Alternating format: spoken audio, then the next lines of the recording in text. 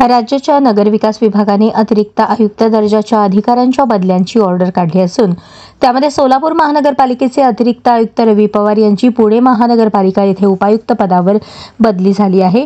त्यांच्या जागेवर सोलापुरातच असलेल्या वीणा पवार यांची नियुक्ती झाली आहे।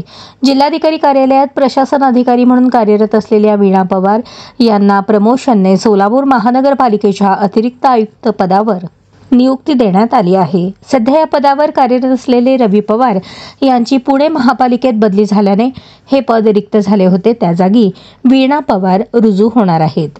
सोलापूर जिल्ह्यातील रहिवासी असलेल्या वीणा पवार यांनी यापूर्वी करमाळा नगर परिषदेच्या मुख्याधिकारी म्हणून काम करताना महत्त्वपूर्ण कामगिरी बजावली आहे। त्यानंतर त्या जिल्हा नगर प्रशासन कार्यालयात प्रशासन अधिकारी म्हणून कार्यरत होत्या। 15 सप्टेंबर रोजी मंत्रालयातून निघालेल्या आदेशानुसार त्यांची सोलापूर महानगरपालिकेच्या अतिरिक्त आयुक्तपदी बदली करण्यात आली आहे।